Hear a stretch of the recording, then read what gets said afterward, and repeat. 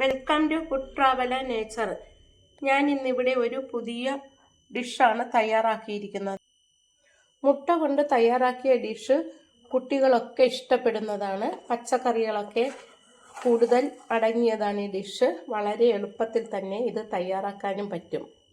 എൻ്റെ വീഡിയോ കാണുന്നതിന് മുന്നേ ആദ്യമായി കാണുന്നവരെല്ലാം സബ്സ്ക്രൈബ് ചെയ്യണം. ഈ ഡിഷ് എങ്ങനെയാണ് തയ്യാറാക്കുന്നതെന്ന് നോക്കാം.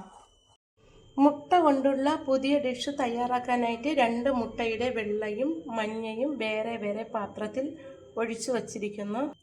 മുട്ടയുടെ വെള്ളയിലേക്ക് 1/4 സ്പൂൺ കുരുമുളക് പൊടി ഇട്ട് കൊടുക്കാം. കുറച്ച് ഉപ്പ് പൊടി ഇട്ട് കൊടുക്കാം. ഒരു പച്ചമുളക് അരിഞ്ഞത് ഇട്ട് കൊടുക്കാം. കുറച്ച് കറിവേപ്പില അരിഞ്ഞത് ഇട്ട് കൊടുക്കാം. ഇനി ഇതെല്ലാം കൂടി നന്നായിട്ടൊന്ന് മിക്സ് ചെയ്യാം. ഒരു പാൻ ചൂടാകുമ്പോൾ അതിലേക്ക് 1 സ്പൂൺ ഓയിൽ ഒഴിച്ചു കൊടുക്കാം. ഓയിൽ ചൂടാകുമ്പോൾ അതിലേക്ക് കലക്കി വെച്ചിരിക്കുന്ന മുട്ടയുടെ വെള്ള അതിലേക്ക് ഒഴിച്ചു കൊടുക്കാം.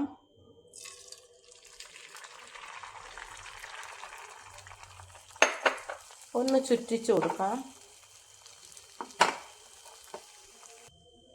ഇതിൻ്റെ മുകളിലേക്ക് കുറച്ച് ക്യാരറ്റ് അരിഞ്ഞത് ഇട്ട് കൊടുക്കാം.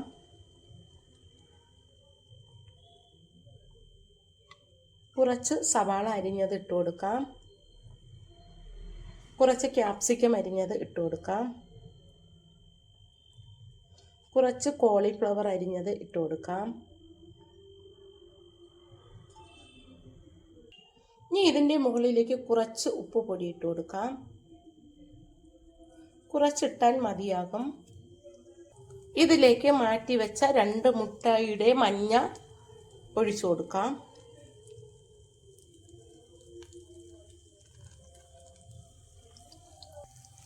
ഇതിൻ്റെ മുകളിലേക്ക് കുറച്ച് കുരുമുളക് പൊടി ഇട്ട് കൊടുക്കാം.